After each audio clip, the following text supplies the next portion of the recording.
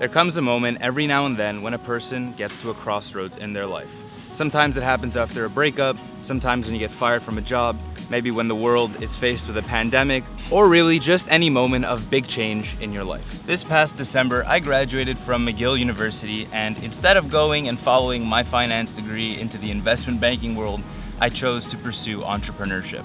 After I graduated, I spent 4.5 of the last 7 months in Vancouver trying to find myself, but it's only when I came back to Montreal in July that I realized I never fully put a plan in place to get my life together. So in this video, I'm gonna show you how I plan on getting my life together, and I'm gonna show you how you can do the exact same thing anytime you get to a crossroads in your life. I'm gonna show you everything from getting your fitness and your nutrition intact, building sustainable morning and evening routines, decluttering your life, and then essentially finding or redefining your purpose. So with that, I'm Will, the channel is Sprouht. Let's go see how we can change our lives.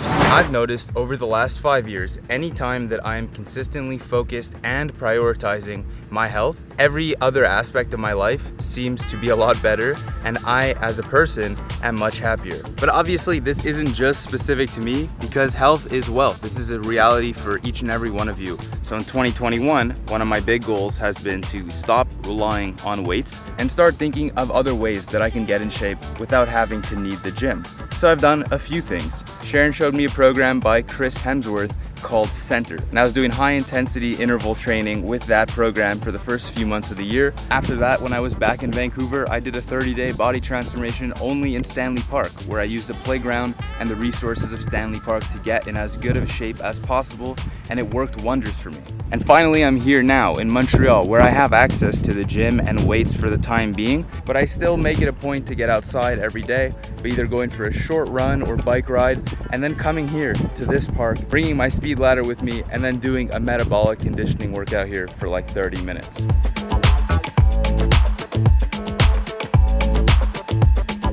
Okay, so in terms of nutrition, one of the most transformative decisions I've made has been to go pretty much 90% plant-based. And there's two big reasons as to this. The first one is that consuming meat is inherently bad for the environment, and I do not want to be contributing in that way. And the second one is that consuming red meat and other animal-based products actually leads to the highest cause of death in North America, which is heart disease. I have a long family heritage line of cancer and dying because of diseases like heart disease. So the earlier I can get away from that, hopefully the better that I'll be in the future. Now I consume a lot of fruits, a lot of veggies, some plant-based sausages which are really, really flavorful, and a lot of tofu. And what are the results of all this in both fitness and nutrition? Well, in the last few months I've actually lost 15 pounds. I feel better and look better in my opinion than I ever have, and it's because I'm consistent, I've made healthier choices, and the things that I do are more enjoyable. So my lifestyle in general is healthier and it's more active. So what I recommend if you're trying to get both your fitness and your nutrition intact is not to look at them as one-off projects, but rather to look at them as lifetime achievement awards. I can't believe I have one of these. It's so perfect for this video. So both fitness and nutrition require decades of long-term effort, consistency, and commitment to achieving a certain goal. But the problem is we live in a society that is focused on 30-day challenges and 100-day challenges and even 7-day challenges. And because of this, we think we can do everything right away. But if you can unlearn all of this and you can instead focus on the long term, I promise, 1, you'll be happier, and 2, you'll be more successful. Okay, so the next thing that I'm going to do is something that I have literally never done in my entire life, and that is that I'm going to try and declutter my life, and I'm going to start by decluttering my entire room. I used to be someone who really loved collecting things, and I was kind of a hoarder, but only for things that I believed had sentimental value. That honestly might be the definition of hoarding, I'm not sure. But because of that, I have a ton of things that are relatively useless, and right now, my room looks like a child's room. Now, all that is okay in the grand scheme of things, but in the last 6 months, I have done a total transformation where I've gone from someone who loves to hoard to someone that you would probably define as extremely minimalistic. Look at this, like you can't even see the chair. There is a chair under there, I promise. All of these are childhood books that I don't need anymore. I have a bunch of GMAT books that are fully unopened because I thought after I was working in a finance job, I want to do my GMAT, go to a good MBA school, get another degree. So far, that's not gonna happen. I used to build tons of Legos, and I have these pretty much all over my room. All right, now you've got a little tour of how dirty my room is and how much work needs to be done. So there's only one thing left to do, and that is get to work.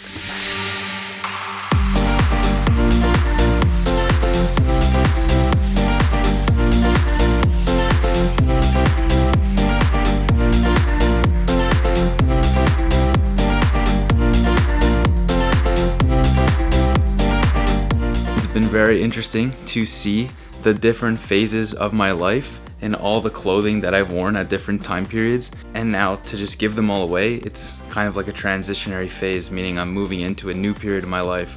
I'm getting rid of the old stuff, getting into the new, and it's very exciting.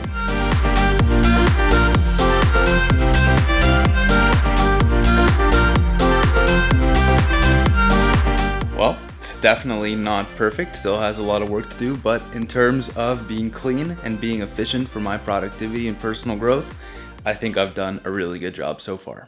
Okay, last summer I got really obsessed with reading, and specifically reading self-improvement books, and one of the books that I really latched onto is called Tools of Titans by Tim Ferriss.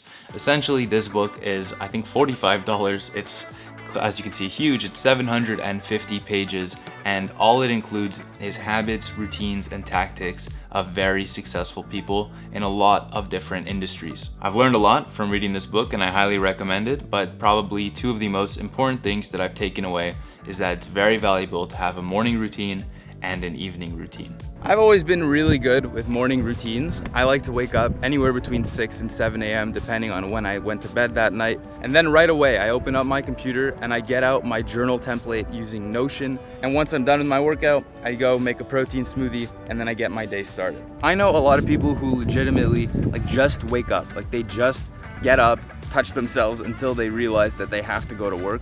And then after that, they become stressed and anxious and they wonder why. Well, the reason is because you don't have structure when you first wake up. So when you build a morning routine, you give yourself that structure. And probably most importantly is when you're done your morning routine, you have acknowledged that you've done something today. And when you know that, it makes you feel happier, it makes you feel more confident, and it should propel you to be more successful and more productive for the rest of your days. But after continuing to read Tools of Titans, I've realized that it's not just what you do in the morning that's important, but it's also what you do at night that influences how your next day will shape up. The things that I do in an evening routine are 10 minutes of meditation followed by 10 or 20 minutes of light stretching or yoga, and then I go back onto my computer, onto Notion, and I plan my day in my custom design template so that I can be ready when I wake up and I know exactly what I need to do. All right, so how can you actually do the same? How can you build a morning and evening routine from scratch? For your morning routine, essentially you pick a desired wake up time and then you subtract 30 minutes so it's uncomfortable and it forces you to get in the habit of waking up early.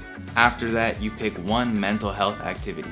For me, it's journaling, but for you, it might be reading, walking, meditating. After that, you pick 1 or 2 physical activities. For me, it's a mixture of cardio and weights. For an evening routine, it's somewhat of the same thing. If you can take 10 minutes to meditate, you can take 10 minutes to stretch, and then you can take 10 minutes to journal and plan what you want to do for the next day. You get your life organized, you become more flexible, and you feel a lot more in tune with yourself. The final component of getting your life back together is arguably the most important, and that is to find/redefine your purpose. When I left McGill, I was at a huge crossroads in my life because I knew that I couldn't work in an office job and I knew I wanted to be an entrepreneur. But when I sat down with myself and looked at my skills, the only skills I could really come up with were all soft skills, like confidence, leadership, advice giving. And I mean, I'm a finance grad, so I was not gonna start a self-improvement travel brand using Python or Excel, so I didn't really know what I was gonna do. So now you're probably wondering what I did. And so I actually looked back on my life, and I literally looked back on my life. I was scrolling through my camera roll for the last 3 to 5 years, trying to figure out what the overall theme was. And what I ended up finding was tons of videos and photos from around the world, including some actual vlogs from myself. And we're in Budapest, on the Buda side, not the Pest side. Buda? Maybe the Pest side. Pest! And we're just about to just go out and fuck shit up. And I realized that one of the things I'm most passionate about is storytelling and content creation. And so what did I do? I didn't sit on that thought and go get a job and try and figure things out. Instead, I bought a camera, I bought a microphone, and I started to make videos and I started a blog. And by no means am I currently at the point where I've made it. I have 3,000 subscribers, so I wouldn't say that I can make a full-time living off of what I do yet, but I've definitely come from a point where I had no idea what I wanted to do to a point where I know that it's just a matter of time before it becomes a full-time career. So now you're probably wondering, well, how can I find my purpose? I would say do what I did and do an extensive review of the last 3 to 5 years of your life. What are the major themes there? What are things that you love doing and that you've done so many times that you spent a lot of money on, things that you can't stop talking about? If you answer all of those questions and you put them together into like a one-page summary, you will realize that there's a theme there, and that theme can easily be made into a variety of careers. So if you want the same outcome, I would highly suggest the same process. So this video is mainly about showing you how to get back on track when you're stuck in life through my perspective. I'm just a 22-year-old kid from Montreal with dreams bigger than he can even imagine, and sometimes I get stuck and I gotta sit down and redefine things. No matter how old you are or where you're from, if you're an extremely ambitious person, life can get stressful. So what you gotta do in those moments is allow yourself to sit back and do a little retool like you just saw here. Next thing you know, you get this done and you're back to working your ass off so that one day you can be living on cloud 9. And that, my friends, is a mindset. If you want to see more university self-improvement content, please subscribe to my channel, Sprouht. I'm Will, and as always, like I just said, it's a mindset. I'll see you guys soon for the next one.